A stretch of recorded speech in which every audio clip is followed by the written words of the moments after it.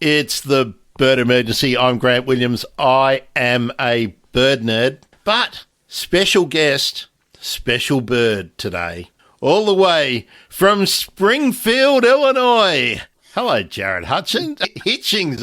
Jarod, hi. Thanks for being with me. We are going to talk about the bird with the amazing name. How are you? Oh, doing great, Grant. Thanks for having me. All right. Now, let's get the pronunciation right. Prothonotary. This warbler, yeah. How do we say it? Prothonotary. What is a prothonotary? Because that's not a word that we say a lot over here in Australia, but I've seen it in a lot of Westerns.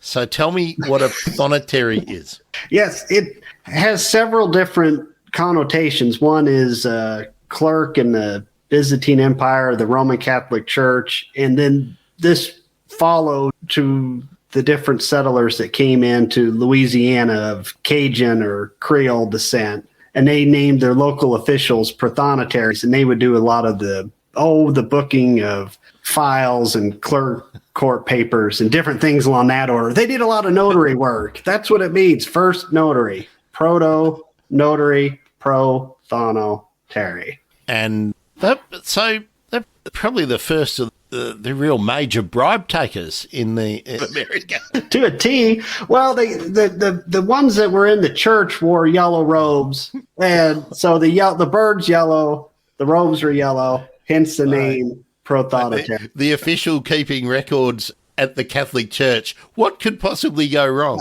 Slam dunk for sure. That one.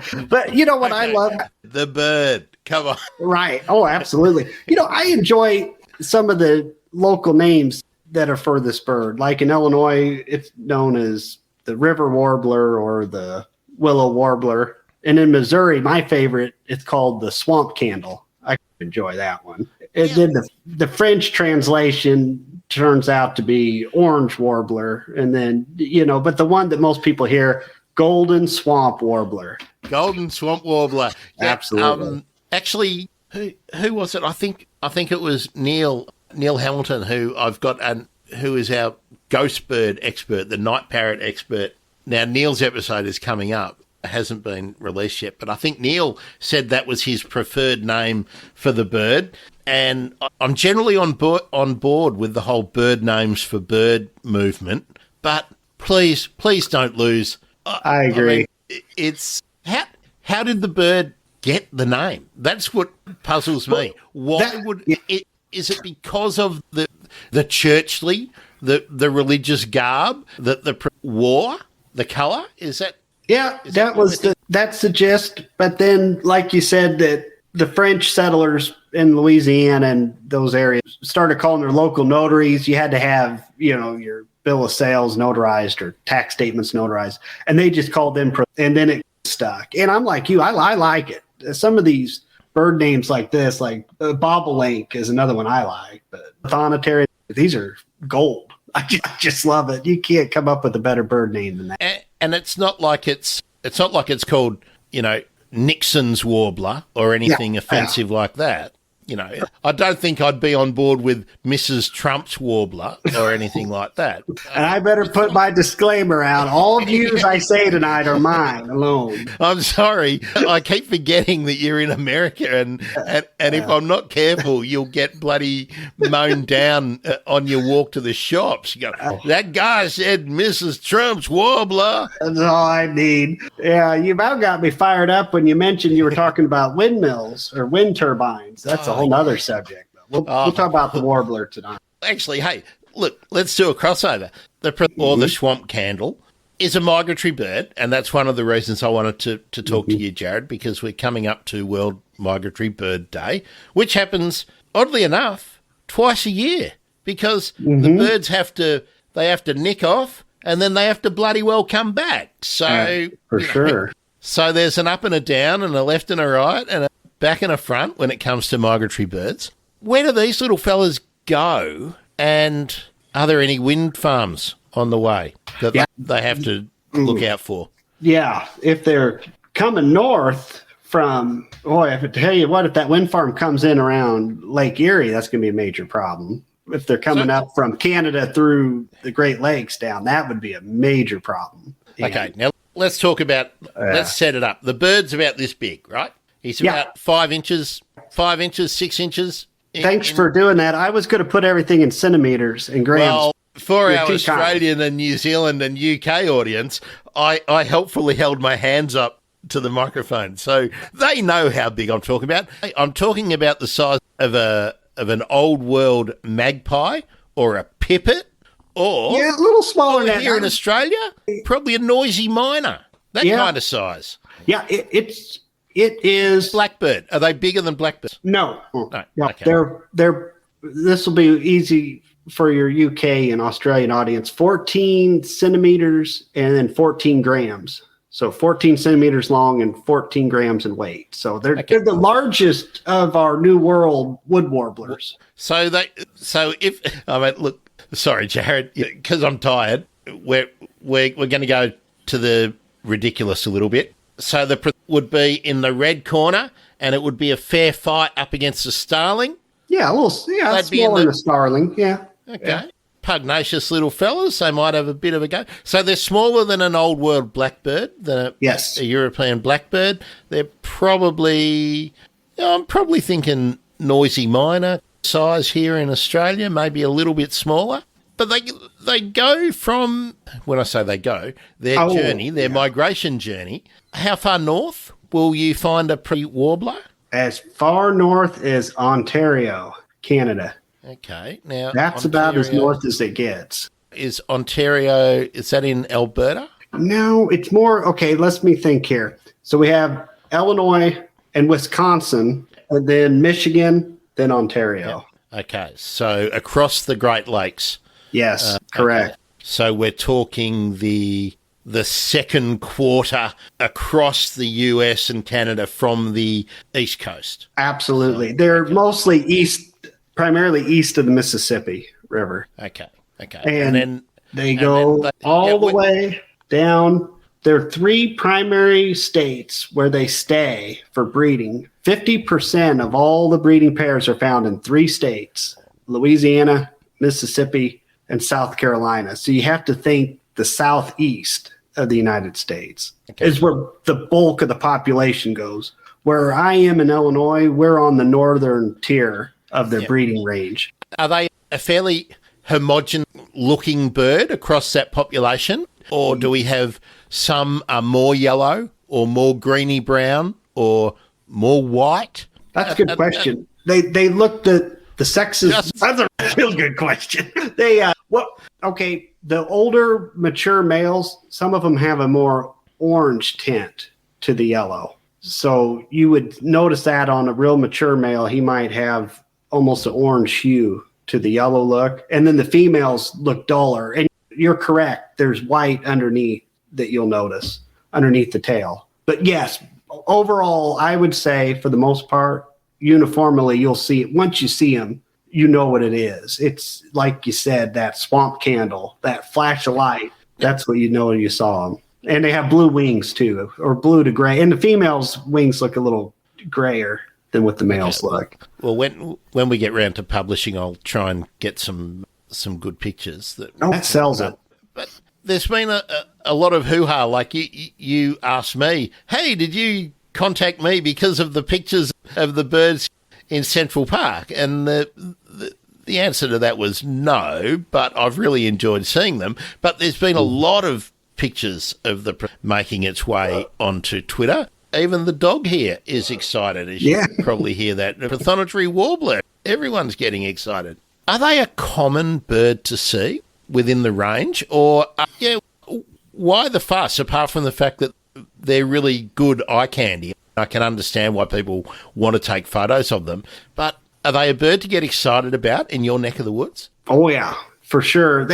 Uncommon is the right word. Declining is another word. I did want to talk about that. We'll leave that, the conservation status, till a bit later. We'll go with uncommon. Yeah. And then in the southern United States, particularly those 3 states I was telling you about, you might be able to find them even nesting by a swimming pool. That's how they can get abundant, but they're not anything that's they're not anything that's a bluebird or a robin. It's not in that category at all. It's real uncommon. And the reason why that is in our area is because you have to go and be in the habitat to find them. They don't come up to swimming pools in our yards. They have to be tied to a river system, heavily wooded. There has to be flooded forest, wet woodlands for them to nest and be able to glean insects. So you have to go out of your way and do a lot of wearing waders or boots, or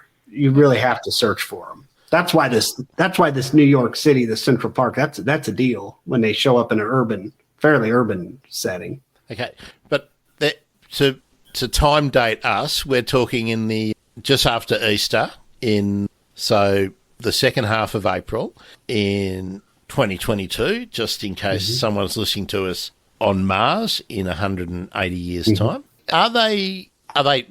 They're only passing through Central Park, right? In New York, they're only visiting. So where are they doing the bulk of their business at either end of the journey? That one, there is a few breeding records in upstate New York. There's still some, but when you get up to New England, in any place like in Canada, except for that one sliver of Ontario that's on the Great Lakes, you're really hard pressed to find them. And they're nowhere in the Appalachian Mountains. They're mostly tied into, as I said, like a river system that drains out into a lake, and there has to be a lot of trees, quite a few trees.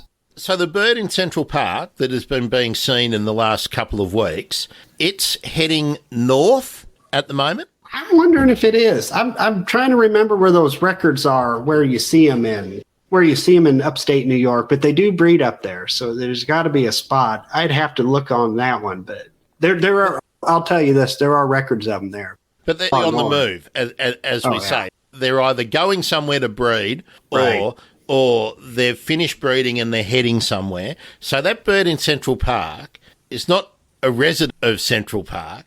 So which part of the journey do you reckon that he's on? Is he...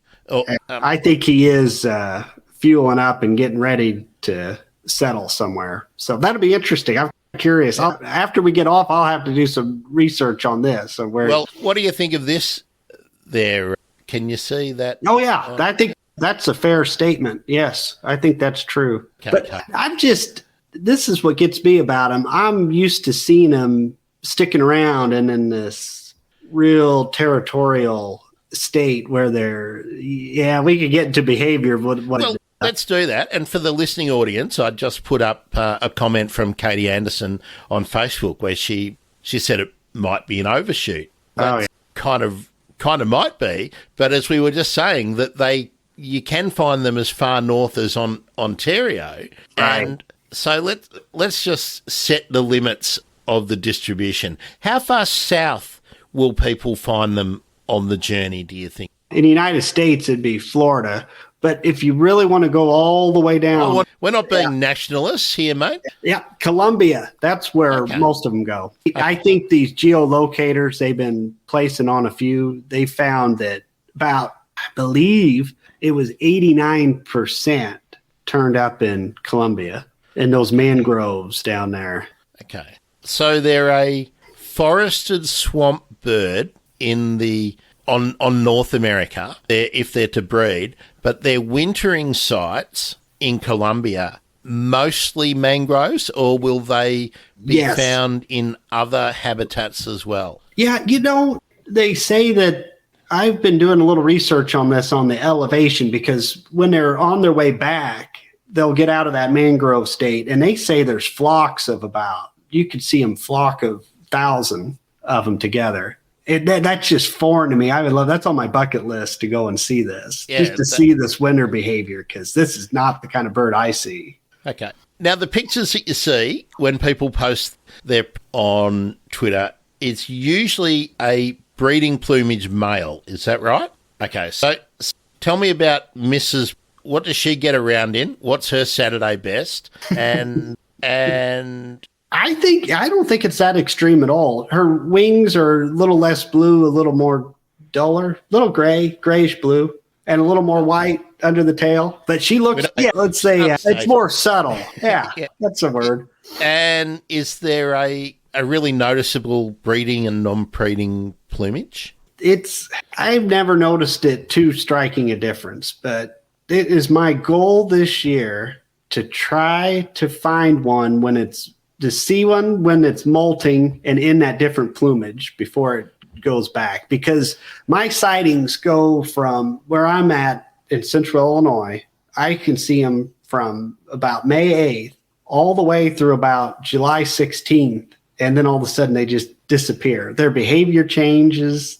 They're getting that molt going before they head back.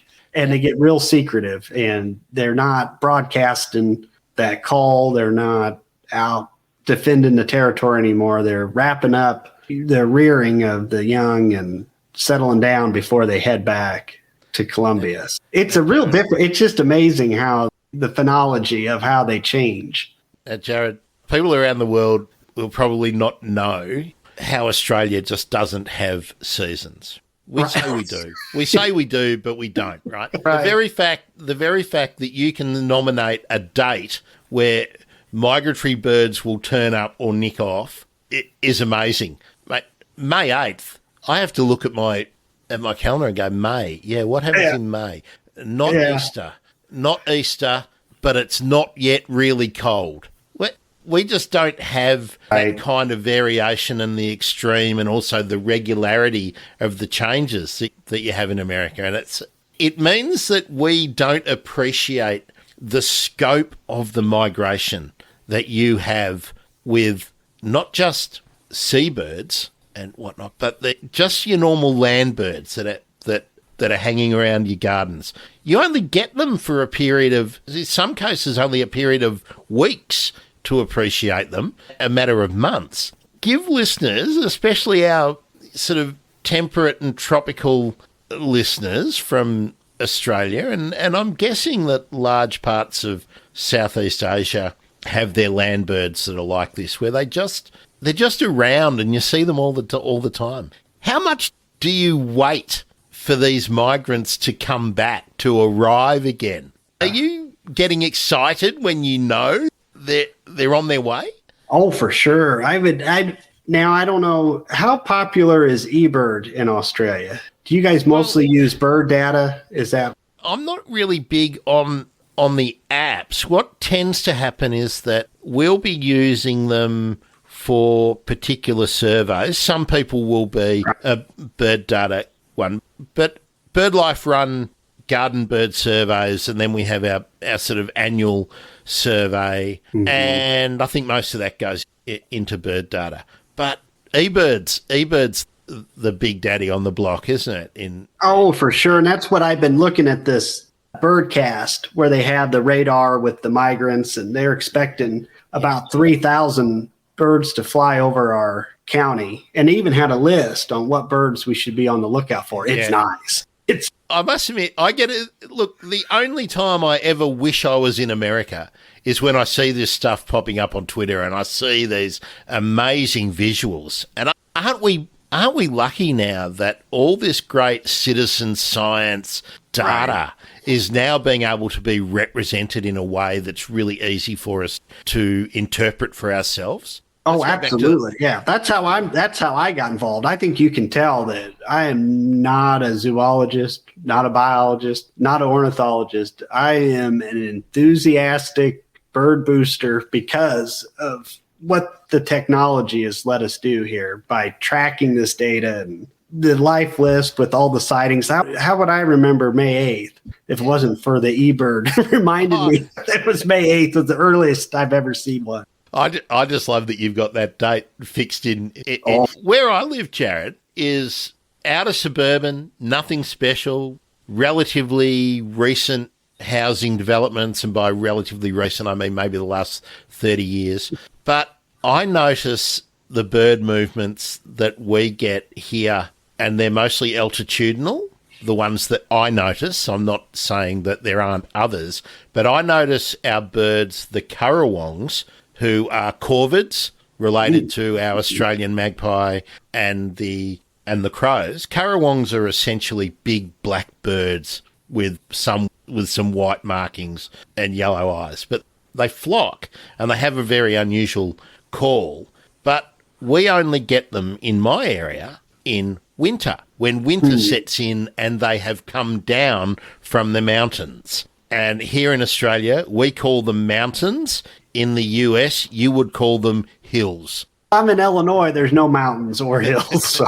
Trust me, if an Australian was in Illinois, we'd probably find a mountain, mate. About that. And we'd find some unimportant local settler to call it Mount something. No, I hear you on that one. But I guess when I first saw one of these warblers, Oh, that's right, birds. Sorry. Birds, yeah. Birds. I was at my cousin's wedding in St. Louis, and we were out there. There was a park along the Missouri River, and it showed up right in the trees. And that was the first time I ever saw one. And that's when my mind started ticking. How old were you how old were you, Jarod, when you had your first? Yeah, I was old. This would have been, now I remember the date. It was June 1st, and it would have been 2019. So I would have been, 38 years old when I first saw one. And I'd never seen one. I thought just the name was hard to pronounce.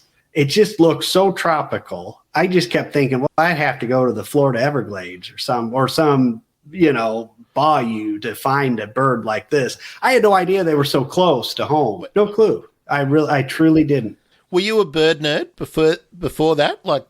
Yeah, I came back to it when I was a kid. I was so interested. We would have reading time at the library, and I would always grab the Peterson Field Guide. Go and get the bird, lie down in quiet corner. You get it, yeah. And that's where I've had it for years, this passion. So which sparrow is your favorite? Oh, the sparrows? Oh, the one I really want to see is the Bachman sparrow, but it's another southern. It doesn't live in Illinois anymore. It's gone. Let's tease this out. If bird names for birds was the law, if the Constitution said bird names for birds, what would you call Bachman sparrow? Pine Woods sparrow. The Pinewood sparrow. And now that you had a name. I love these old timey names for birds, though. It's a hobby, is figuring out what old names people called them by. It just makes me smile. The other one I really like that we have in Illinois that I don't know if you have in Australia. Do you have Eurasian tree sparrows? We do. Yeah. Actually, for the regular listeners of the show will have heard me say this a number of times, but the whole reason that I started the Bird Emergency was because when I was a kid, the house sparrow and the tree sparrow were the two introduced sort of pesty birds around here, along with starlings and blackbirds and the Indian myna. But house sparrows were really common everywhere in the urban area, and it was unusual to see tree sparrows. They were you had them, but there weren't that many of them. And I started to notice that the sparrows were becoming uncommon, and I started to think, why is that? I would have thought that everything was going in their favour and they're becoming more common. So I started to think about this, and I looked around and found out that, birds everywhere are disappearing. And then about this time, I went to the Philippines for the first time, and that was to visit a family that I'd helped, and that's a whole different story, after they had a super typhoon. And I turned up in Davao, and I'm looking around, and there were sparrows everywhere, but they were tree sparrows, not sparrows. And then as I went out into the provinces, I kept seeing sparrows who were actually acting like wild birds, not domesticated, urbanized pests. And I thought, sparrows are pretty cool, And then, then I went and I did some interviews, but I did them really badly instead of taking proper equipment, I did them on my phone and lost all the recordings from back then. But sparrows are what made me think about this whole idea of the bird emergency, the fact that the commonest birds around us are disappearing. Not that the rarest birds are disappearing, the fact that the pest species are having a hard time. But I'm jealous of you guys with all your sparrows. So many kinds of sparrows. They are just finches after all, but amazing variety. Oh, you're right about that. And You said it too. The juncos are getting ready to leave. They're considered a sparrow as well. So they're getting ready to head out. So when they leave, then the Prothonotary Warbler will show up and we'll be good. Even keel there. So hang on. So are the juncos going in one direction and the are going the other direction? Like there's one. Actually, the juncos they're going north to Canada. Yeah. And Okay. they're going way other way. Okay. So the juncos are going north. So this is what I've never even thought about this. But as some birds are heading south for the winter, are there actually birds coming up to basically rent their holiday homes? Yeah, okay. That's the best way I've ever heard it said. Okay. Yeah. So bird Airbnb is going on. I'd always just thought they're all nicking off. Only the resident species are going to be hanging around in the cold northern winter. But there's actually birds doing the reverse trip and making use of all those warbler cabins that have been left alone for the winter. And I think you probably already know this about the Prothonotary Warbler. Don't you dare presume that I know, so probably don't. They're the only warbler species east of the Mississippi that nest in birdhouses or nest cavities, or you probably knew that one. No, I didn't know about the geography, but I did know that and was where I was eventually going to get to. One of the reasons that there is so much pressure on the population of Prothonotary warblers is because they nest in hollows or crevices or whatnot. So they're a hollow nesting bird, and regular listeners of the show know that big on what we have to do with providing artificial hollows in Australia, because no doubt you guys do the same thing. Oh, look, there's a big tree. That'll have some good timber in it. Let's cut it down. Or the other thing we have, oh, look, there's a big tree in the neighbourhood. Maybe it will be dangerous. We'd better cut it down. Mm-hmm. Is that what's happening over there?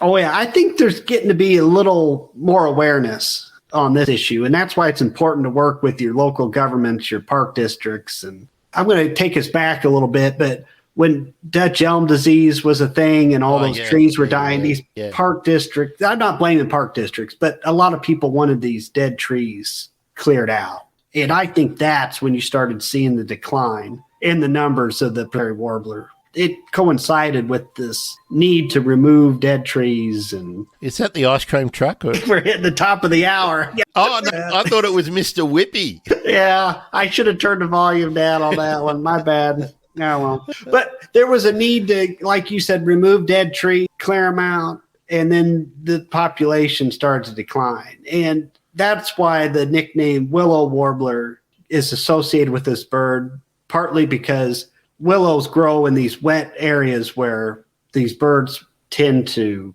hunt, glean insects, nest. So willows grow there, but also willows are real fragile trees and break and have knots in them. And so it's easy for these birds to, like you said, use the hollow in the tree to nest. And that's where we came in. With COVID and the lockdown, I was trying to find something to do with the kids. And that was the easiest thing, was to make these juice carton nest boxes. We take 2 milk cartons, cut them up, and then make one birdhouse out of the 2. And we started putting them up. In the very first box we put out, I talked to the park district first, and they said, yep, you can go ahead and put it out there. And it was all flooded. It was April 15th. It was tax day. I remember that. I put it up at the very first house we put up. The Prothonotary Warbler nested in it, and we couldn't believe that. Okay. Out of the now, let me stop you there. First, listener, how cool is this? Jarod remembers that he puts up his warbler house on tax day, 3 weeks before May 8th, which I can't remember why May 8th was important. That's pretty bloody astounding. But tell us about the warbler house nest box that you're making. I think you have your milk cartons in quarts, don't you? Yep. Okay. Yep. But there's all kinds. It's a fluid ounces. Yeah, but I think 600 mil or something like that, I think, is about the same equivalent size here. So are they the Tetra Pak top ones with? Yes. You're right. Okay. So we're talking about the same kind of thing. So you just cut the triangle top off and then force one into the other and cut a hole in. Yes. And then the bottom's like a little roof flap on there. Yeah. It's a pretty seamless process, but as soon as I understood it takes 2 cartons to make 1 house, then it was easy peasy. And then put the drain holes in the bottom, because these areas where these birds nest flood quite a bit and all the rain, and you have to have the drain holes. If you don't have the drain holes, then you got a problem. Okay. And do you then go and sight them? Do you just basically wedge them in a fork or something like that? Is that? Yeah, I've done that, and then I use electrical tape. I couldn't get a permit to put them on steel post in the park, so you take what you can get. Yeah, you know what I'm saying.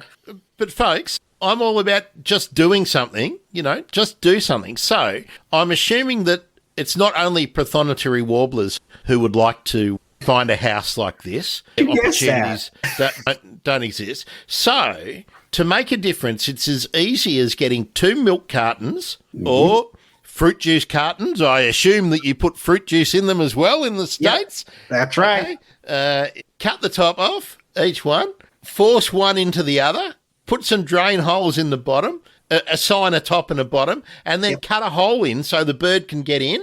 Yes, I trace the cap from the juice carton because they can squeeze right in and out. So I just use that. Just something like that. And then it's as easy as going out and finding somewhere where you can just stick this contraption in a fork or in a broken bit of a tree, anything you can find, probably crevice in a wall or in anything like that, and you can actually provide a house for it. Probably not only a bird. I guess you've got critters. I know, I keep hoping to get one of those flying squirrels. That'd be neat, but not yet. It hadn't happened yet. Now, Katie has just asked a question on Facebook, and I reckon you just told us the answer.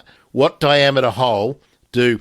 Hey, they've even got a slang name. Proths, what do they use? So you trace the hole. There we are. Oh, here we go. Jarod's holding it up. Okay, so that's... The hole is about the size of, I'm guessing, our 50-cent piece here in Australia. There we are. So it's just the same as the lid on the top of the bottle, which is the top. Okay, fantastic. Jarod, I'm guessing you've got some photos and maybe a video or something of this that you show me at some stage that I can add on the... Yeah, great. Katie, thebirdemergency.com. At some stage in the near future, I'll have some visuals for you to check out. Oh, for sure. Grant, I got to ask, do you think this design would work with any cavity nesting or secondary cavity nesting bird in Australia? I don't know if it would. It might. I don't know. I think the problem, it probably would. There'd probably be species that would use that. But I think the problem that people have where they're providing artificial hollows and opportunities in Australia is that many of the birds won't use them in the first season. So they need to get used to them being in the environment.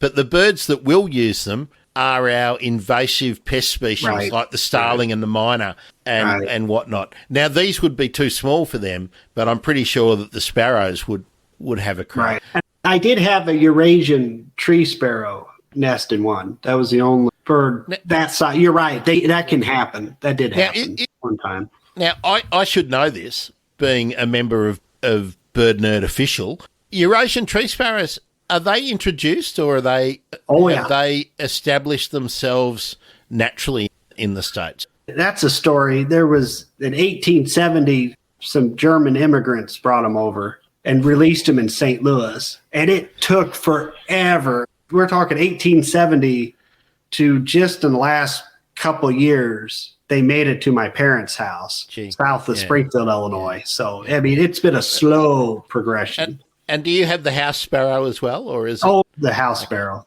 And that's what we had out at the family farm when I was a kid. It was always house sparrows. But now, within, like I said, the last 3 to 4 years, they've had the Eurasian tree sparrow. I like them. The little black cheeks, the chestnut cap, they're neat looking. Yeah, well, certainly the tree sparrow is the handsome cousin. Yes. Just come in from Jeffrey Fickers on, I hope I got your name there right, Jeffrey Fickers. House wrens will nest in your nest design, Jarod? Yes. He is correct. That is our biggest competitor with the warbler is house wren. Jeffrey, if you wouldn't mind, stick in the comments. Let us know whereabouts are you. What I'm assuming you're in the US, but let us know. And if you've used those for warblers, let's see how people have gone with using that. I think that's a fantastic use of resources. They're only going to last one year, I'm guessing. Yeah, I've tried to use them 2 seasons and it didn't pan out as well. I used the ones that the old ones I used. What do you call it?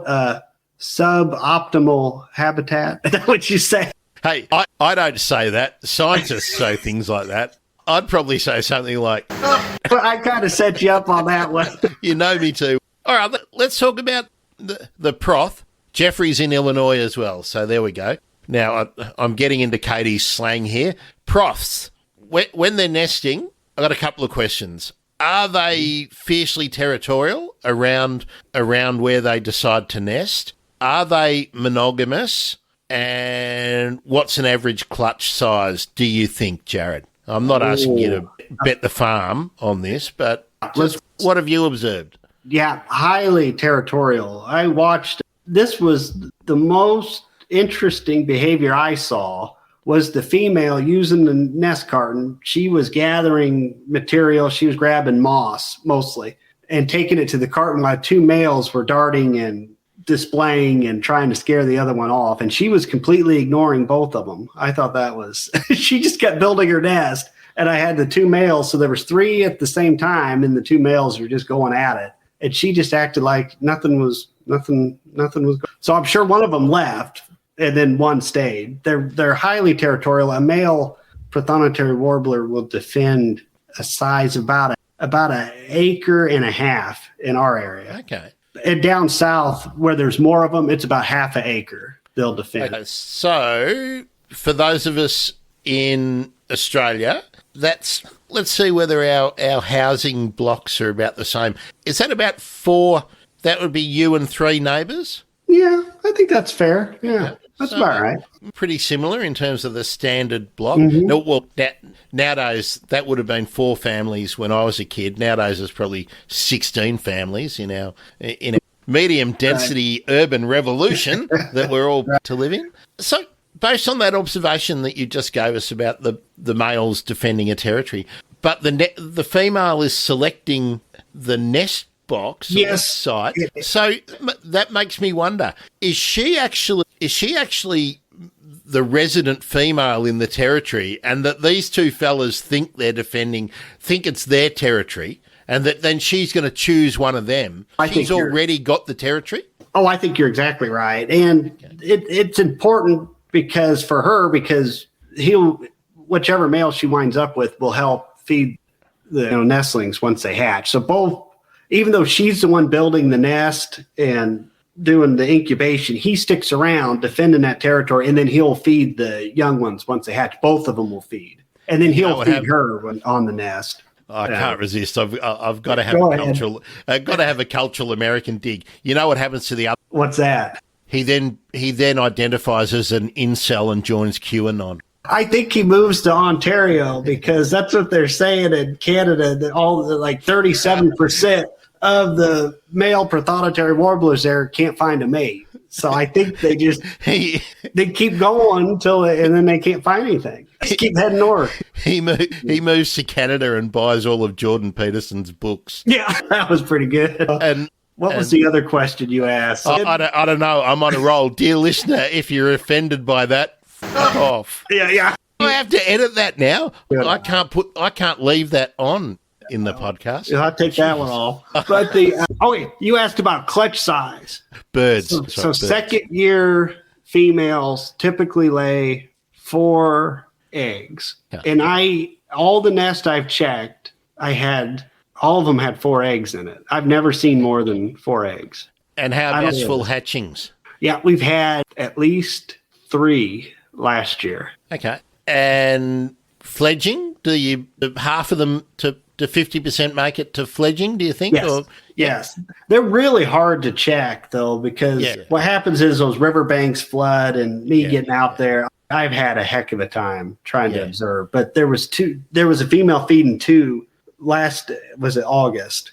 So that was an encouraging sign. So, but I checked the boxes and saw little eggs under there, and typically it's always been 4. Up north, supposedly some nest boxes could get up to 7 or 8 or 9, but there's one theory out there that'd have to be multiple females, wouldn't it? You're birds. Yeah, they think something happened, and then another female used that nest box too, like an egg dumping that ducks do. They go, why bother shitting on these bloody things? I'll just dump them in here, and that idiot can do the work.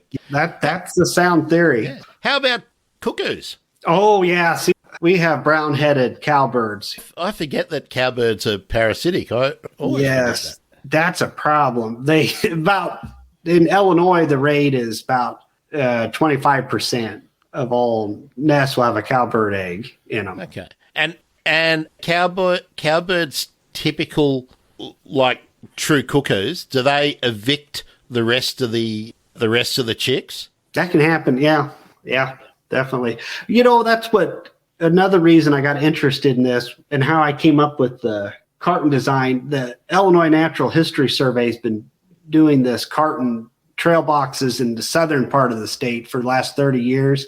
And they did a study they had the entrance hole a little bigger so a cowbird could get in it. And then they had the entrance hole smaller where they changed it. And they showed that did you see this already? How the cowbird would retaliate against the warbler that wouldn't sit on the egg. If it rejected the egg, the cowbird went and smashed up all her eggs in the nest. Really? It's on. You have to watch that. It's look up Mafia Birds on. Yeah, you'll see it in YouTube. Yeah. Okay. The cowbird needs to be a star of effing birds, I would have thought. Yeah, I think they had a reputation of being lazy, but there's a lot of cognitive ability there to figure out, hey, she rejected my egg. Now I'm going to mess up her nest. So maybe next time she better get along and go along with what we're doing here. So not only QAnon, but cowbirds are Republicans. Holy! Yeah. Oh, I'm really going out on a limb today, Jarod. I'll tell you what. This is gold. I don't think I've got too many Republican subscribers. You're fine. Yeah, one of the reasons that I was interested in the apart from how mental you all go over your warblers and whatnot, especially ones in Central Park. And yes, Katie, I take that on board that cowbirds do not deserve that slander. I'm sorry. I apologise to all cowbirds if anybody found my comments to be insulting. There we go. Isn't that the way you've got to pretend apologise these days? If any cowbirds happen to be offended, I'm very sorry that you were offended. It was only brown-headed cowbirds too that we were talking about, not any of the others. So I'm not maligning cowbirds in general. But the Prothonotary Warbler, I think in the last 30 years or the last 50 years, that their population is estimated to have declined by 25%. Oh, yeah. I think there were some estimates that went down about 40%. It was a lot. And I like you were talking about, little development here, put in need to, clear a forest, put in a golf course or subdivision or clear out some. Yeah, that didn't help. That's what started the decline. And then on their wintering grounds, too, with some of the draining of mangroves in Colombia. And that's why we need to be a bit flexible in our thinking when we are thinking about, birds, but pretty much any of our environments, is that they're all interconnected. And not only in your local area do you have the edge effect and things like that, where something you do here, you think it's only affecting 4 hectares, but then you've got the edge effect, so it's actually 15 hectares that gets altered, and then because that's altered, it turns into 70 hectares. Never-ending story. But these birds, if you're giving them a hard time in Canada or in New York State, and then the Colombians are knocking off their mangroves to build a factory or another golf course or a hotel development for Ivanka and Jarod to go and spend their spend their holidays. The bird's copping it at both ends. So we really need to, this is the depressing part of this show, Jarod. We really need to do more to help these fellas out. Yes. Because if they're cutting down the mangroves at the other end, it doesn't matter how many nest boxes you put up. You know, you and your kids can make 200 of them and go and put them out over a couple of weekends and think, yeah, we're really helping out. But then the poor little buggers have their four eggs, and they, you know, maybe they manage to have a great year, and there's heaps of aphids and things like that, katydids and all that kind of stuff. I was going to ask you, do you know in Australia, are you familiar with mangroves or? Yeah. Funnily enough, where I grew up, we had the southernmost mangroves in the world. Is that right? I'm trying to ask you what kind of insects. Would it be like midges or mayflies? Or I'm trying to get a visual on what they'd be feeding on. I reckon in mangroves there'd be a lot of just basic flies and wasps and things like leaf hoppers, things like that.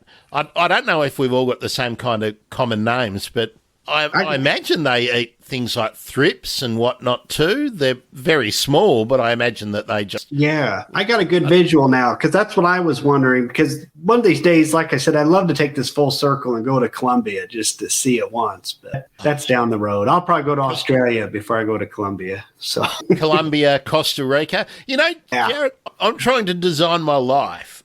In the next 12 months, I want to redesign my life so that I can spend the rest of my life traveling around, and instead of doing this remotely, that I can sit down with a bird nerd somewhere and talk about the birds, and then I can piss off and go to the next place.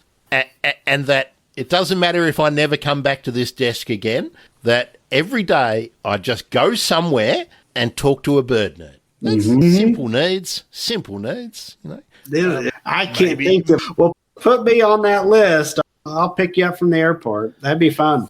And of course, we have to offset the plane emissions and all that. I'm pretty rural, so I still drive, but I can't remember. You sold your car, didn't you? I got rid of my car in, I think, 2014. I think, yes. Hey, you've been listening to the podcast, Joe. Oh, it's a good show. Everybody needs to listen.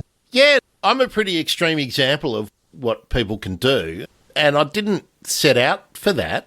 I just didn't need, you know, I used to be an accountant, and of course, to do your tax, what was it? May, did you say? April 15th. April 15th. It's June 30 here, end of our financial year. But, you know, always advising people, do your records, you know, to keep records. So I thought I'll just work out over, I think I did it over 4 months, I think it was, how often I actually needed my car. Not that I used it, but I looked at every one of those trips that I did for my tax and thought there were only 2 times where I could not have used either public transport or walked. Wow. So I thought, let's extend that over a year. Let's say 10 times a year I have to call a cab. Whoopee-doo, you know? And so that was what I did. And, you know, anyone who drives a car knows how much it costs to keep one going. So, yeah, it's a lot easier to not have one. The only thing I do think is that on weekends, I sometimes wish that I could just jump in a four-wheel drive and go somewhere. But then I think, when I had a four-wheel drive, how often did I do that? And guess what? It was nearly never, because we don't live lives that allow us to go, fuck it, today I'm going to the little desert. Right. Because most of us don't live that life. Nowadays I do. Nowadays I can go, what do I have to do today? I tell you what, all I have to do today is email Jarod and tell him I'm not bloody doing the interview because I'm bird watching. That's how complicated my life is now. And I don't even try and get an episode out every Monday, because guess what? Fuck that. I've got other things to do. Have a nap. Mm-hmm. I think you've done everything right. I do. That's just it. We're in a different phase. 4 children, so we're running here and there with track practice.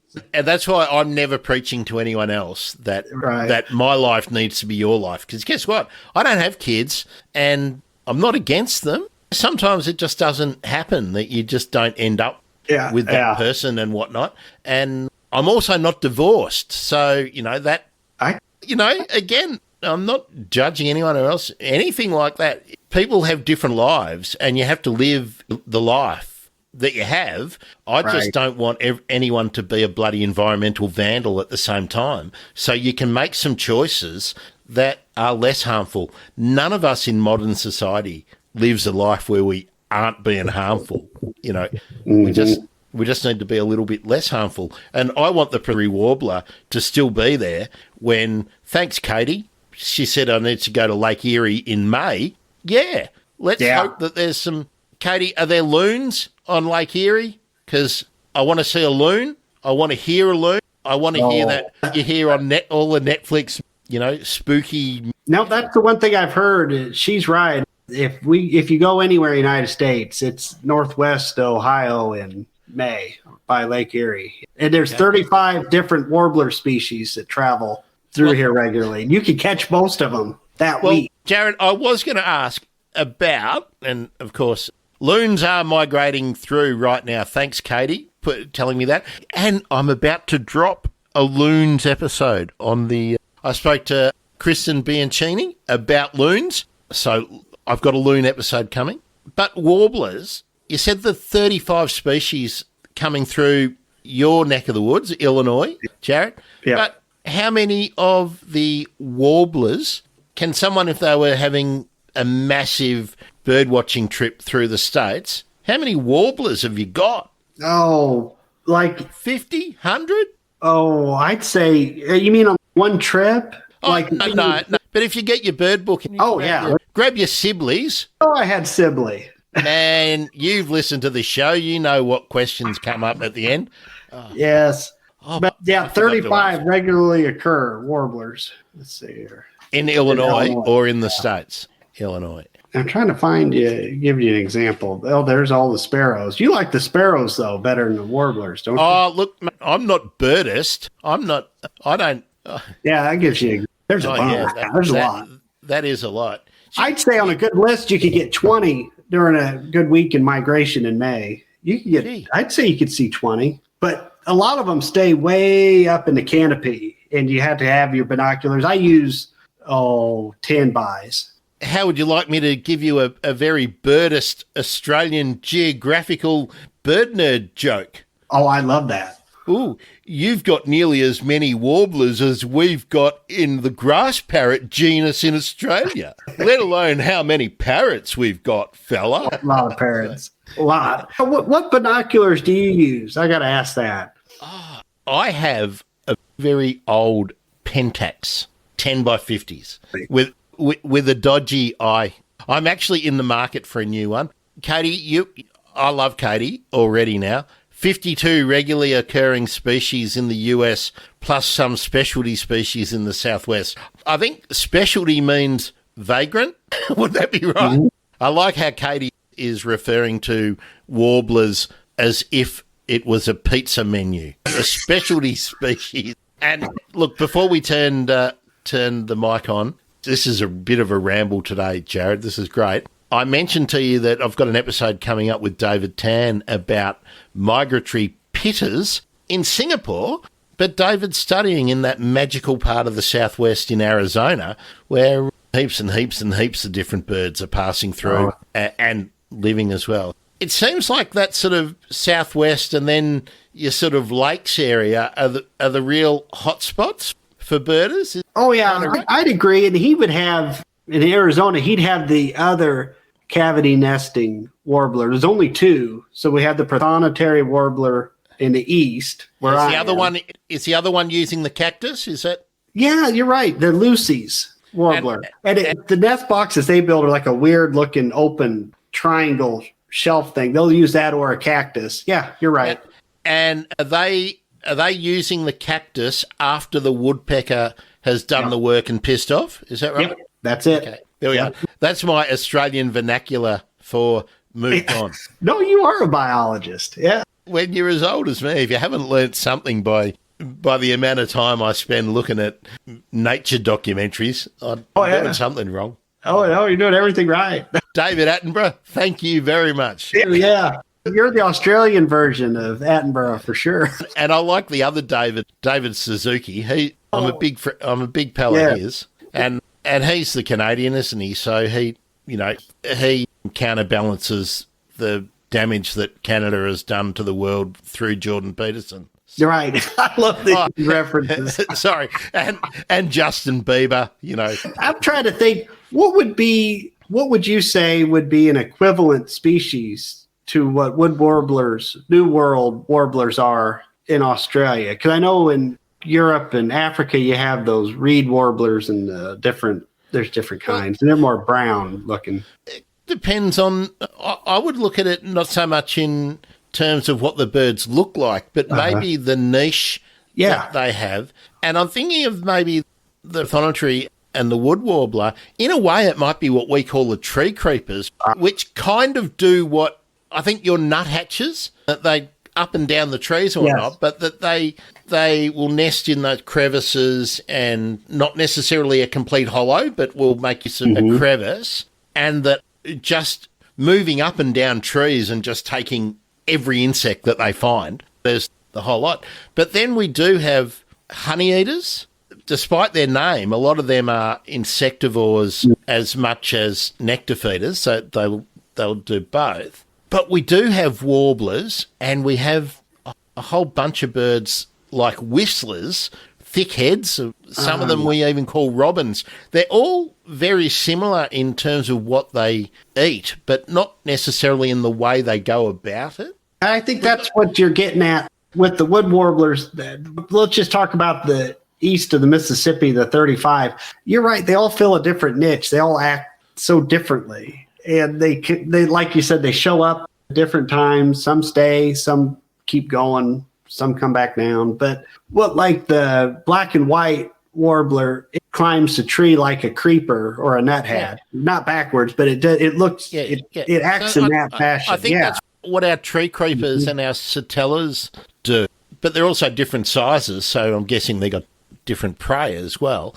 And then, a lot of the birds are our omnivores. They're not specialist feeders as well. What can we say? They're just they're just amazing, aren't they? Absolutely. We love them. I was wondering too, so you said that, what is it? BirdLife does a garden survey. So these would be species you would see on your garden surveys then. Yeah. Now, do a plug for the show. Last year, and I think the year before, I did the wrap-up of the results of the Aussie Backyard Bird Count, they call it, with Tegan Douglas. Last year was a 2-part episode where we went through the top 5 in each state and whatnot. So that happens every year, but also BirdLife through Holly Parsons, who I do the Monday Megaphone things with. Holly's teamed backyard surveys as well, which are not, they don't run with the Aussie Backyard Bird Count. They're different. The one's like a national 1-week bird count. But we also have surveys for particular regions and particular birds that are always ongoing, similar to I guess, Audubon and whatnot are doing them as well, I'm guessing, in the States. And Birds Canada had their bird count. India had one this year that I know. New Zealand have just wrapped up theirs. I think they're happening everywhere, so I'd love to talk about them more and more and more and more. Oh, yeah, for sure. So do you guys, this will be my first time I'm conducting one, but I'm doing a breeding bird survey where I have to go and listen for these different birds calling, and that's how they get some of the statistics on, like the Prothonotary Warbler. So that's coming up. That's interesting. And then I do the Christmas bird count. I'm a compiler, so I didn't know if you guys have. Do you have a Christmas bird count there? No, we're all. I'll tell you why a Christmas bird count won't work in Australia. One, we eat too much on Christmas Day. Boxing Day is a huge thing here. Boxing Day is the day where all you do is eat leftovers and lie on the couch, sleeping it off. It's so usually stinking bloody hot, so it might be 38 degrees, okay? And on Boxing Day, the cricket starts. Now, just imagine if every year the World Series Game 1 started on Boxing Day. That's the cultural place that you're in. But the main thing is, it's Christmas holidays. most of Australia, because it's summertime, shuts down on Christmas Eve. This is a bit traditional in that it was certainly when I was a kid and whatnot, that until the 26th of January, nothing bloody happens. Everyone's at the beach. Everyone's going to the cricket. Everybody's having family arguments and realising why they didn't talk to their family for the last 50 weeks because we have to spend 2 weeks with them in January. There's my pessimistic view of the world. Right. It's a non-starter, isn't it? I'm following you. It's really hot. It's the time that everybody's off for that month. Right. Nearly everybody, flexible. The wonderful world of flexible work means that not everyone's as lucky nowadays, but it's still pretty much a thing. And that if you've got a beach house or you've got a tent or whatever, you've pissed off and you've gone to the country, you've gone to the beach, you've gone to whatever. So people just aren't in their normal, in the hood. They're not in the hood. Right. You know? No, I get it. And that's why when you're saying how hot it is, these Prothonotary Warbler nest boxes, all this field work I'm out doing, it's perfect because migration's over. Yeah. Everything else is gone. These birds stay. It's miserable hot. It's really gross. There's mosquitoes everywhere. I'm wearing waders and boots and checking these in forest, and it's just something to do. It's the perfect thing to do. Well, let's talk about your hood. You know, Springfield, Illinois, famous for Bart Simpson's. Although we don't actually know if the Simpsons. It's close enough. We don't actually know. They never solved that issue for us. But what are the cool? Apart from the Prothonotary Warbler, what are the cool birds for you? What are the birds that you really love in your neighborhood? Boy, I'm just now getting interested in shorebirds, and I think it was seeing an American avocet that did it. Yeah, that's a neat, stunning bird. From memory, your avocet is black and white. Is that right? Yeah, with the little kind of orange, it's pretty, and it's got the upturned bill. It's a neat bird. Yeah. They've been showing up, and then I think my spark bird where I started listing was a belted kingfisher. I love kingfishers. Yeah. Now, have you got phalaropes? Yep. Yeah, I've never seen one. I heard tell they do happen, but I have not seen one. I hope to. Like I said, I'm dabbling into shorebirds a little bit. I'm getting there. Yeah, shorebirds is a whole new world, isn't it? Oh yeah, it's you gotta love them. And so I'm trying to think of what else we have that you'd be interested in. But tell me at the moment. I've been talking to a lot of people about owls. What are your neighborhood owls? Yeah, but the barred owl is the main one. Yeah. And then the eastern. Yeah, the great horned owl. Yes, we had one in our yard. That was cool. Okay. So we've got barn owls. We've got a bunch of Tyto owls. But then we've got the small sort of foresty owls, which are have you ever seen those northern saw-whet owls? They're tiny, little. Yeah, we have those. Yeah, they're like the hummingbird of owls. But the great horned owl is like our big powerful owl. So powerful owls will take big possums here. Now your opossums are about probably half the size of our brushtails, maybe a third of the size of brushtails. So. That's what I wanted to ask you. I was thinking about predation on warblers, and I haven't had any trouble with raccoons, but what animal would you have that'd be similar to a raccoon in Australia that would mess with birds' nest? I think that would occupy that niche. Look, I'd have to say possums are probably the native animal that would cause the most trouble. We do have quolls, which are similar size to a cat, that hunt on the ground but are also arboreal as well. Will get in the trees. But they're really rare nowadays. Like, they're not a common sight. Obviously, the thing that is most troublesome is a cat. Yeah. But possums are known to predate birds' eggs and nests.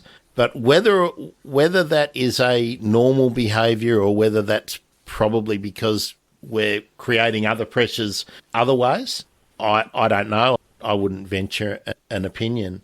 I think birds are probably the predators of birds' eggs. Oh yeah, we have a Cooper's hawk in the yard. And that happens. Probably the best bird I ever had in my yard was a lazuli bunting. They're usually seen way west. This was only the 7th bird, lazuli bunting, that's ever been documented in the state of Illinois. So that was a sight. People came from all over the state to see that one. Now, buntings, are they like fill me in on the family? Yeah. I'm thinking that buntings are closely related to cardinals. Would that be? Yeah, right? They're like little cardinals. You've probably seen the painted bunting. It looks like it's all blue, green, yellow, red. It's like your Gouldian finch. Is that what it has? That vibe to it. And then the lazuli bunting is blue, orange, and white. And then we have the indigo bunting, which is all blue, completely. Which is super, super famous. But buntings, juncos of finches, is that right?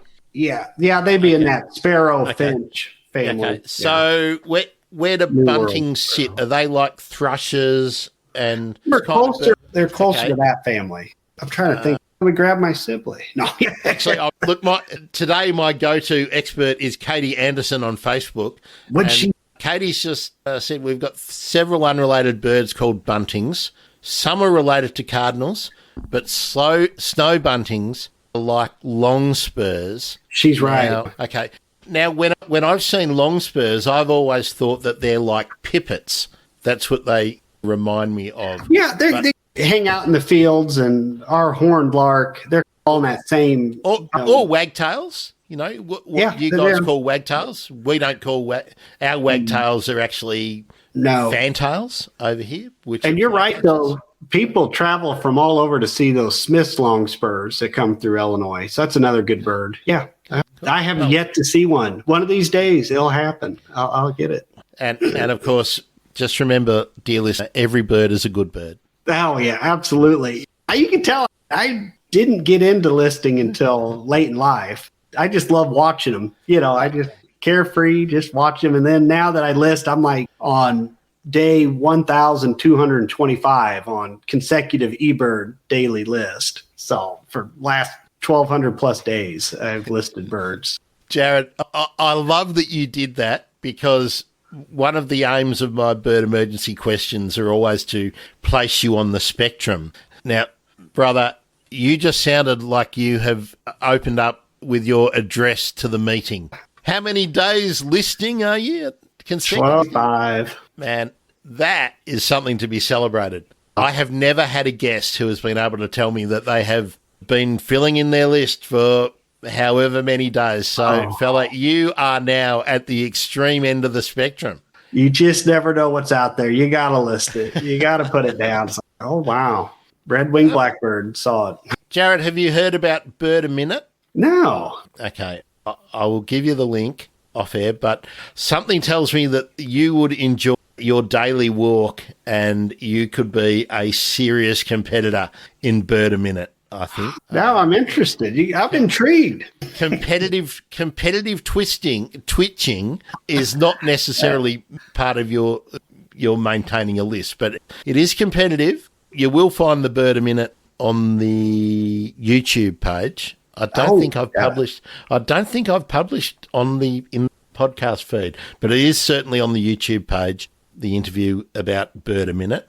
I think you would enjoy that. It's about how far you can get on your walk, seeing or hearing.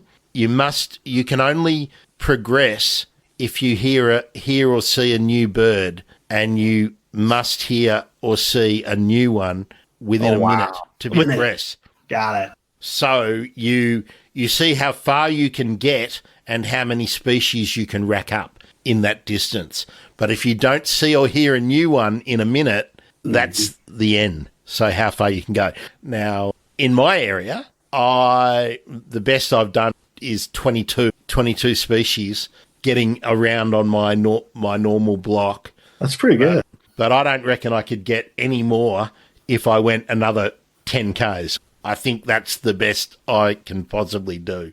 So I think that's pretty impressive. 22. I'd take that. Yeah. But if I have to whittle it down to native species, I'd be tough. I can't get past 15. It gets a bit rough around here. And then it gets complicated, doesn't it? No, that is definitely worth a little researching. So thank you. I'll look into that. There's a spreadsheet, through the Facebook group that I think you could probably do pretty well. Katie's just said she could go miles in May, maybe 10 steps in January. Yeah, that's it. Katie, I'm assuming Katie is up on Lake Erie. Oh, yeah, Katie, she's accurate. Katie, tell us where you are. That might help us do more of a geography lesson. What's your favourite bird, Jarod? Oh, you could probably guess what that one is. It's the prawn. Yeah, Prothonotary Warbler. The other one, this probably my second favorite's the dick sissel. I just love that bird. The dick sissel, you've heard of them, haven't you? Jarod, have you ever seen the show Blackadder? Oh, it's been years. I'm familiar. Yeah. I am familiar. But can't you just see dick thistle being a word that they just say? Absolutely. Oh, yeah. Tell me about Jarod. Tell me about your dick. They're little meadow birds. They're like miniature meadow larks. They're in the cardinal family, and they're yellow with the black V. But they get on power lines and just sing dick sissel sissel sissel. Yeah, and the kids and I started a rare bird hotline, and we called it the Dick Sissel Dial, and we report all the. Do they still have those bird hotlines in Australia, or are they gone? I still have. When you get a new computer and you just migrate your bookmarks across to everyone, here's what is along my bookmarks. First one, Gmail. Mm-hmm. Second one, my bank. Third one, LinkedIn. Fourth one, Facebook. Geez, that's old because I basically don't Facebook anymore. Yeah. But the next one, Eremaya. Do you remember Eremaya? No. Okay. Explain this. I'm clicking on Eremaya. I don't think it's still active, but I'll click on Eremaya. Oh, no. Hang on. I can't do that. Cancel that. I'm going to have to open a new book. New tab because it was just about to say, would you like to leave this page? No, we can't end this. This is getting good. Okay. Eremaya Birdlines was the interesting and unusual bird observations, BirdLife Australia. So it's basically been taken over by eBird.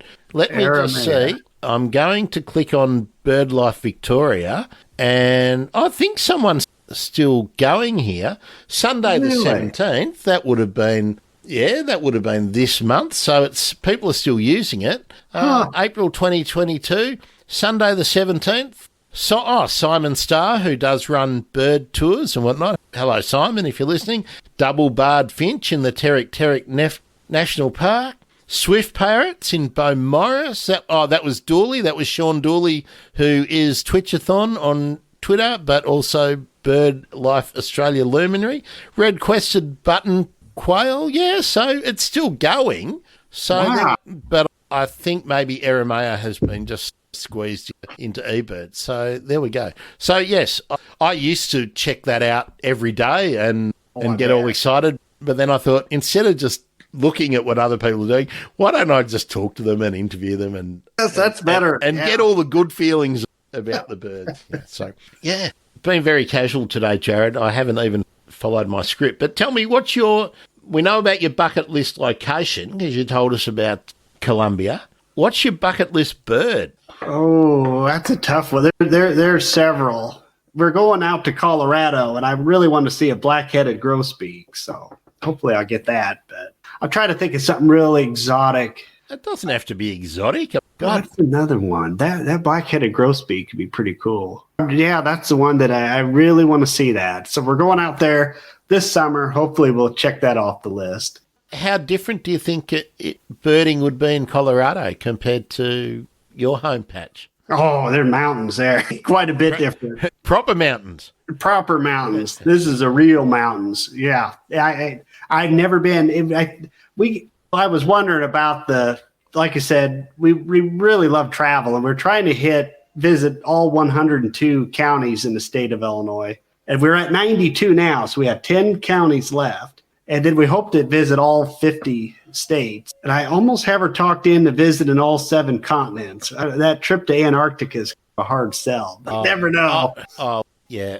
God, if I could afford it, I'd be going down to Antarctica like that. Where does everybody go? Like the guest you have, do they all go? What is it called? The South Georgia Islands? Is that what they call it, or what? Yeah. South Georgia, a lot of people have, a couple. You're good. So you've listened to with Steph Burrell, and also Steph Prince. When I talked to Steph Prince for the first time we did World Albatross Day, I think Steph had worked down on South Georgia as well. Yeah, it sounds great. So that's another spot I'm interested. Yeah, and I think for Australians, Macquarie Island is our sub-Antarctic possession, the government put a lot of energy into getting rid of the pests on Macquarie Island and using dogs as well as baiting and whatnot. So that was successful. So that's been good for those sub-Antarctic. Don't you have a silver eye species that lives on that island?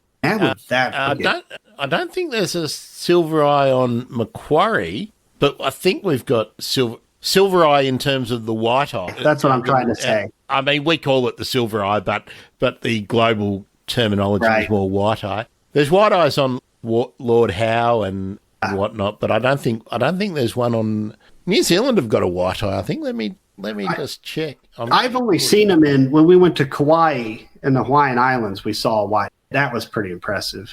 I really like them. This is going to be great for the podcast listener. I'm now looking up white. Holy bloody moly! You are absolutely. Oh, no. I put in Macquarie Island white eye, and I got the Christmas Island white eye. So that would have been my thought. That the Christmas Island and Macquarie and Lord Howe probably would be the Island. Maybe would be the one. So certainly we've got. I don't even know if. When I was a kid, we only had one kind of white eye, but I think that's now been split up into a couple. Yeah, they go by weird names now. I can't think of what is it. This it's the Indian white eye, and then there's this white eye. There's piles of them. I think the genetic work that we can do nowadays means that we're able to say, instead of just being geographic forms, different plumage, so we've actually got different species. Taiwan have got one. I think half the islands in Indonesia have probably got their. Yeah, super cool. Super cool. If you don't know, dear listener, white eye is just a tiny little, smaller than maybe 2/3, half the size of a canary. Marvellous little insectivorous passerine. So the Prothonotary is it's bigger than the white eye. Yeah, and see that? Here's me trying to throw in science terms. Passerine. Yeah. I like it. Yeah, that's it. That's the one. There we go.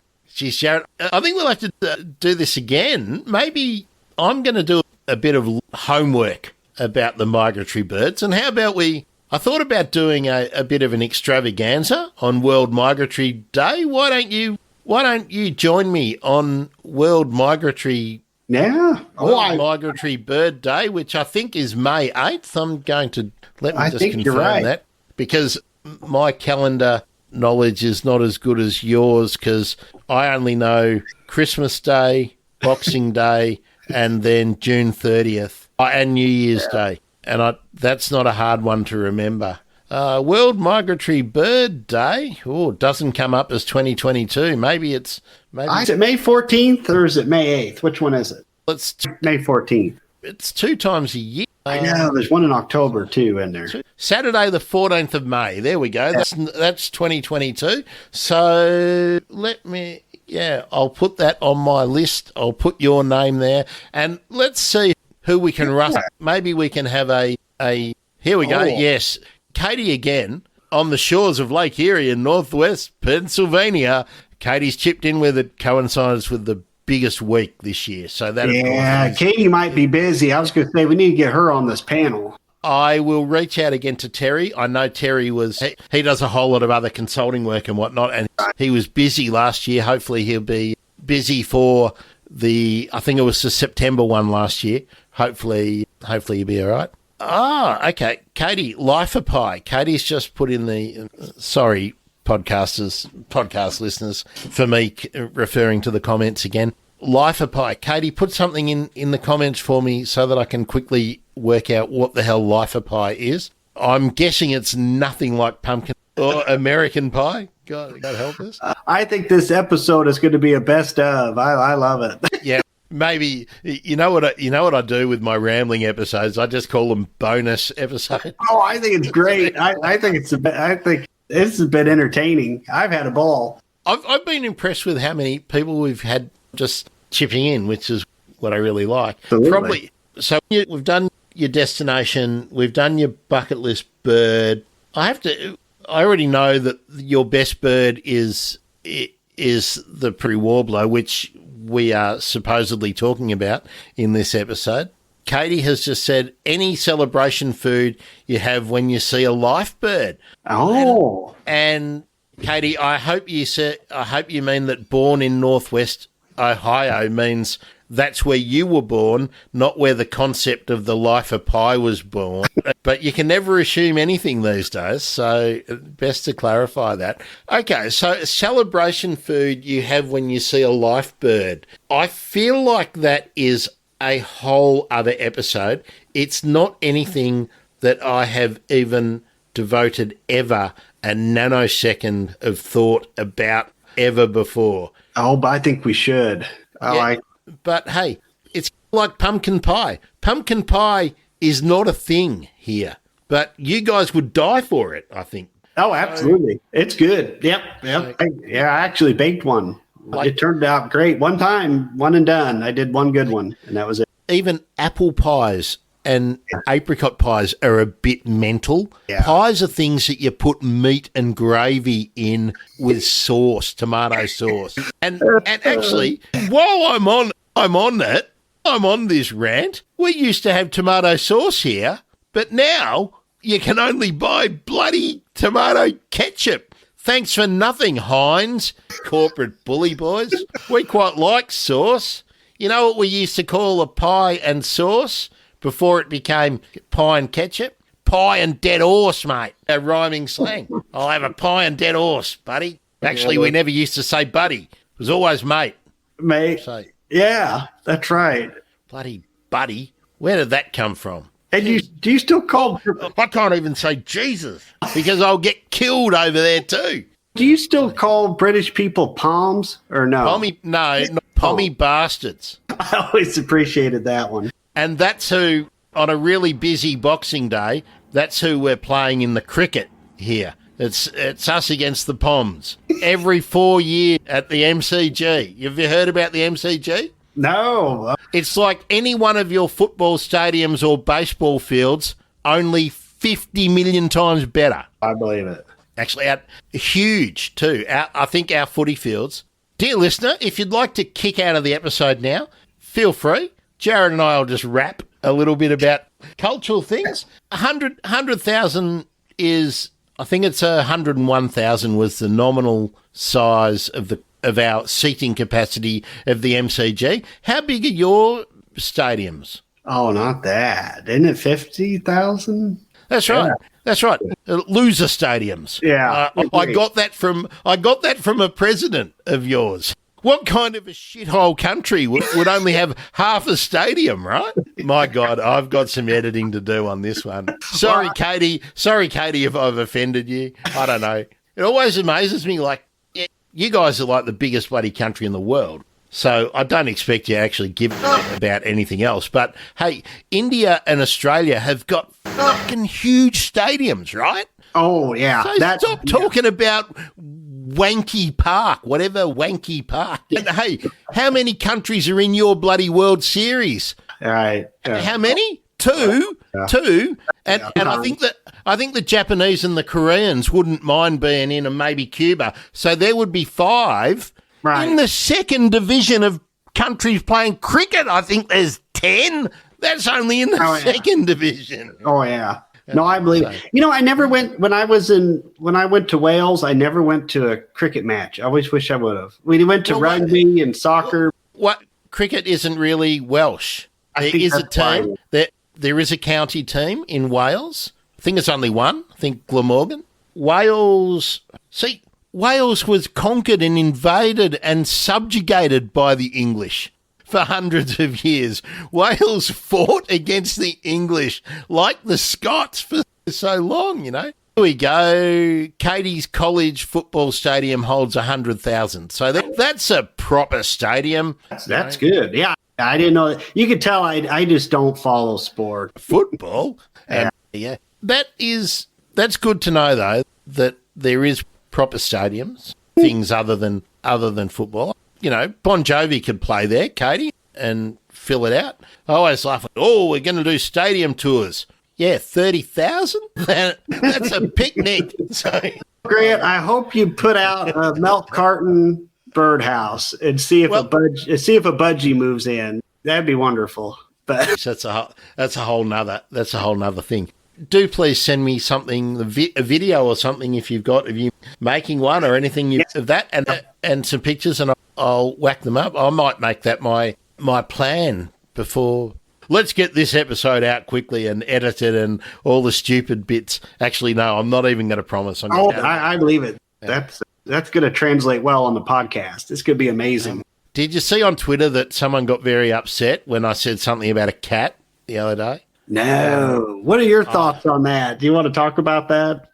Look, I don't mind talking about it, because I don't care if people want to have cats, and I don't hate cats. But if your cat is out there killing native animals and native birds because you either can't afford to enclose it or you don't want to enclose it, sorry, I don't give a shit about your cat. I don't want anyone to be mean to your cat. I don't want anyone to be cruel to your cat, but I do want it removed from the environment. That's... Yeah, I was curious, what's the policy, what's been going on, and are you in Melbourne? Yeah, I'm in Melbourne. A lot of councils here in Melbourne have a rule where you can only own a cat. I think just about every council in Australia now. It has to be registered, and it has to be desexed unless you are a registered breeder, and it must have a microchip. A lot of councils are moving towards saying you must have your cat enclosed and have standards for what that enclosure must be like. But a lot of people are railing against that, because why should I put a roof over my yard? You know, why should I? Right. Well, I think, why why should you have seatbelts, you know?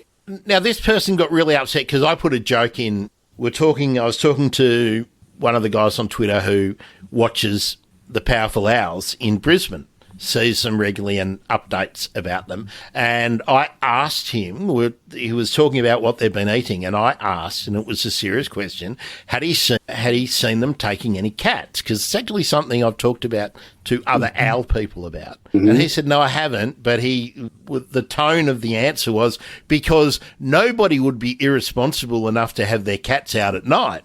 You know, because nobody would be that kind of stupid, irresponsible pet owner, would they?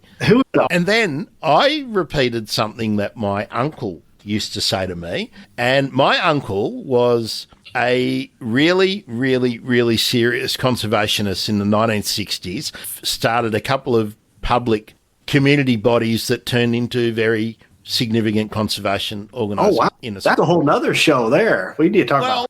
You know, he's dead now, but when it wasn't popular to be a conservationist, he was a conservationist. Yeah. When the police had special files on you, we had a thing called Special Branch here in Victoria, where they followed subversives. And two of my uncles went missing. A car broke down. One of their cars broke down on a trip in the mountains. We call them mountains. You call them hills with forests on them here. But anyway, when the police were looking for them, one of my cousins noticed that one of my uncles had a file in the police station with his name on it, which was several inches thick, because he'd been under surveillance for 20-odd years because he was a conservationist. He was a very radical. Anyway, he had a saying that the only good cat was a dead cat. And I just replied to Nick and said, yeah, my uncle had a saying, the only good cat was a ... cat. And this, I don't know if it was a man or a woman, took from that I was implying being cruel to cats. No, I wasn't. Or harm to cats. No. But in the Australian wild environment that we live in, I don't want cats. I don't want water buffaloes. I don't want brumbies. I don't want these invasive species. I don't want cotoneasters. I don't want hawthorns, because they're out competing out native species. And hey, there's little enough of them left that the last thing we need is like when I was a kid, when everyone just fed their cat outside and people, where's Moggy? I don't know. I haven't seen Moggy this morning. Has Moggy come home? I don't know. I don't think it's cute when a cat brings you in a robin and dumps it at your feet while you're eating your breakfast. Yeah. That's not cute. Mm-hmm. That's no longer something that I think we can tolerate. No. The same way that it's not okay if you can't afford to put a muffler on your car and it's belching out black smoke. That's no longer okay. No, that's not. You're right. No, you said it, and you're right. It sounds like they're really taking it serious, though, where you live, with feral cat or outdoor cat. Cats are the two biggest things that are destroying our wildlife in Australia is destroying the habitat that they live in, and cats. I think that's 1 and 2. Habitat destruction by far and away is the biggest if we're talking global issues. But for particular species, I'm pretty sure that cats might be number 1. Look, I'm pretty sure Steve Murphy won't be listening at the moment, but I reckon that now that a lot of the habitat for the golden-shouldered parrot is protected, I'm pretty sure that cats are number 1. And all those cats in the north of Queensland that are out there wild, they all came from someone's cat that wasn't kept in at night. Or that someone bought a kitten at Christmas or for birthday, and then when it had kittens, they went and dumped the kittens in the bush, which is, what people do. Oh, no, we have to... Man, it's going to cost $200 to de-sexed. Let's just throw it out of the car while we go for a drive, which is, but this is what people do, and, Anyway, I'm a bad person because I made it. No. And actually, I don't care. Yeah, exactly. Yeah, that's what. It's funny you mention that because I'm on Twitter, Reddit, Snapchat, Discord. I'm on all those, but I'm not on social. But I'm not on the other one. Yeah. But I'm just not on Instagram or Facebook, and it's just because of what you said. It seems like those two platforms. It just, I don't know. I'm on Instagram, but I don't really do it.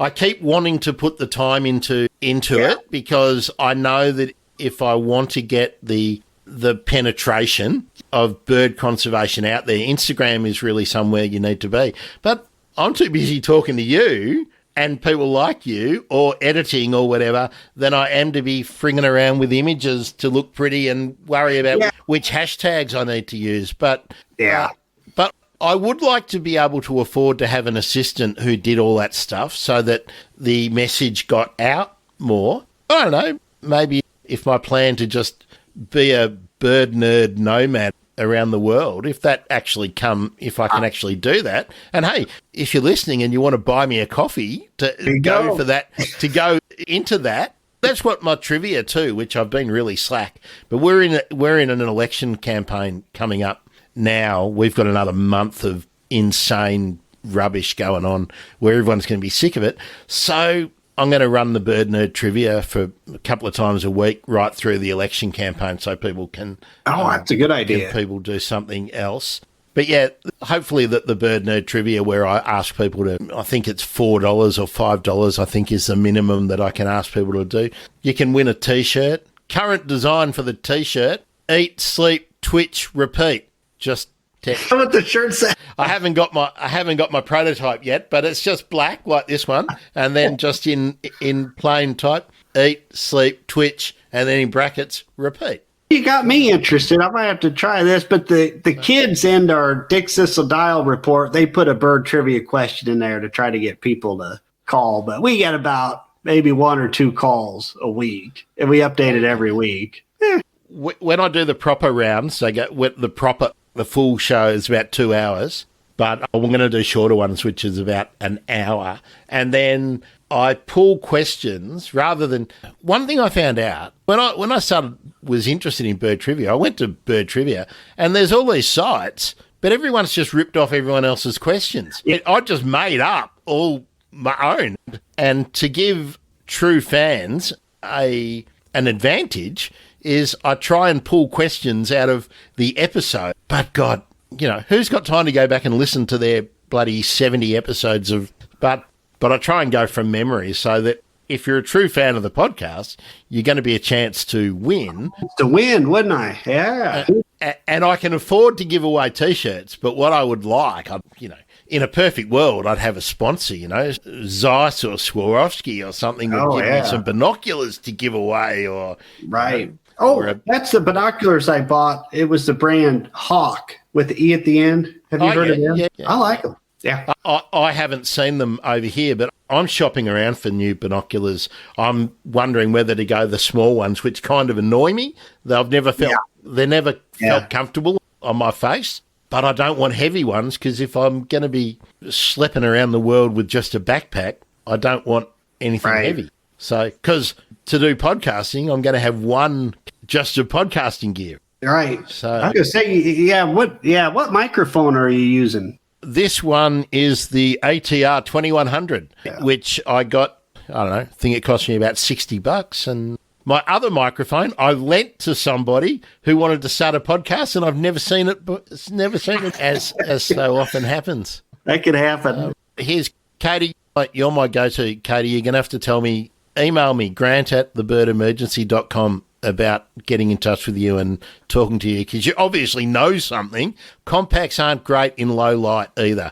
Yeah, 8x32s. Yeah. I think when, I grew up with the 10x50s and I don't like any of the 8s. I just, when I'm looking at it, I feel like I'm stuck in a door, I agree with you wholeheartedly. Yeah, 10x50. But what I might do, I'm just about to buy a camera, and what I might do is actually just put the money in a... I had that same conundrum, and I went the Sony mirrorless camera. It's nice, but it's not what you're probably looking at. Yeah, I'm tossing up at the moment. I'm making the decision between getting a Lumix or a Sony. I'm just tossing up. It's really the lenses, and of course we pay the Australia tax over here, so it costs about double to buy anything here as it does over there. Okay, Katie said she likes the 8x42s for wide field of view and lighter weight. And just what we were saying, she uses her camera or a scope, which she's borrowed. Good. That's always a good strategy for longer distances. Yeah. I nearly bought a scope once. I'm so glad I didn't. Yeah, I have one. It's right here, right by my computer. I'm looking at the scope right now. It's a Redfield. It's affordable. You might like it. I don't know. Just because of the weight? Yeah. That's the only reason I'm glad I don't have one, because, again, my travelling is going to be done either on an e-bike or with a case full of podcasting gear and a backpack. So you don't need a scope. So I don't want a scope. Even more than one tripod is pushing it. Yeah, Katie's just said she needs a scope for being on the lake. Yeah, I can go with that. Katie, have you seen any bittens? That's what I'd like to know. Has your lake got bittens? I have never seen one. I'd love to. Have you heard one? I've heard not in life, but that's a cool sound. Yeah. I don't even know how long we've been going now. Here we go. See, we've tipped 2 hours and we're still finding new things to talk about with birds. Birds. I'm going to have to cut this into two. This is going to have to be part one and part two. Oh, wow. American bittens are migrating right now, and least bittens nest in Katie's hood. You got a pretty cool hood, I think, there, Katie. Yeah, bittens are amazing. Now, so many good projects going on about bittens. Oh, yeah. I would love to get more interested in seeing more marsh birds, but they're all the rails are tricky. Do you have rails and crakes? That's rails it. And crakes and coots and moorhens and swamp hens and you have all of them. Yeah. Wood rails we don't have wood rails, but yeah, we've got rails. The banded land rail, mate. Yeah. Spotted crake, spotless crake. Yeah, marsh crake. Oh. I've only seen the Virginia rail look like a little chicken scurrying through the reeds. That was about it. Yeah. I was just going to say, just talking about birds that are common, but that you don't really see in marshes and swampy, grasslandy, integrate environments. When I was a kid, I was always looking at my bird books, and it always said golden-headed sister cola and reed warbler, and they were both always marked down as common. I used to always see the golden-headed sister cola. Used to see that everywhere. Never, ever seen a reed warbler where I could swear, that I saw it. I've seen things that I think were it zipping out of the field of view off to the side, but I've never put the binoculars on a reed warbler. I'm like that with wrens are tricky. The marsh wrens or sedge wrens, it's the same idea. It's like, gosh, you hear it, and then I get a glimpse. I'm like, I think I... Apparently a really good way to get an American jealous is to say fairy wren. Yeah, that does it. Yeah, that did it. I got it. We've had a lot of fun. I think we're going to have to wrap up. What time? It's getting into bloody nighttime. Yeah, it's 11:30. I better tap out. But oh my God, 11:30. You've missed all the good shows on telly. That's okay. This was the best time. Thank you. I really appreciate it. And I know you were interviewing me and asking questions, but I hope I wasn't rude asking with the question. Hell no, man. I love it. I love it. It's really weird. People don't ask me to go on their podcast either, which probably because they know I'll bloody take over. Yeah, that floors me, but don't let me know. We'll get a hold of me for Migratory Bird Day. That'd be great if you get a panel going. That'd be wonderful. Yeah, we'll do that. Katie, I know you're still listening because she said, oh, yes, want fairy wrens. Well, don't we all? Actually, look up on my board at what's coming up. The fairy wren project will be, we haven't got a date locked in, but that's coming. There's going to be lots of fairy wren content. And I've actually got, I think we're going to be expanding the Megaphone Mondays into, I've got the every second week with Holly from BirdLife, from Birds in Backyards at BirdLife. And I think we're going to be able to, don't know if we're going to be able to do it on a Monday, but I've got another regular person that's going to come into the fold. And fairy wrens, one of her big projects. So there's going to be a lot of fairy wrens coming up this year. And more seabirds. I need to do more seabirds because they just get ignored because we're not all out there seeing them. So I think I've been listening to your shorebird episodes. So I've been promoting them a bit lately because I want everyone to listen to Steph because Steph's cool. Plus she was episode number 1. Yeah. Everyone, thanks for sticking with us. Everyone in the comments, that was a lot of fun. Katie, Jeffrey, did I forget anyone else? I can't remember. But thank you so much. Jarod, been a pleasure to meet you. If you're in the States, be nice to your Prothonotary Warbler. Be nice to all your warblers. Be nice to your juncos. Be nice to your cardinals. There you go. Even though the Catholic Church has really done cardinals a disservice. But there we go. And thanks, Katie. Yeah, we did have some fun. I don't know how I'm going to turn this into an actual podcast episode, but it's going to always be on YouTube for everyone to for sure to enjoy. Jarod, let's definitely do this again. Yep, for sure. Thanks again, Grant. Appreciate it. Good night, everybody. Thank you. I'm Grant Williams. This has been the Bird Emergency. Ciao.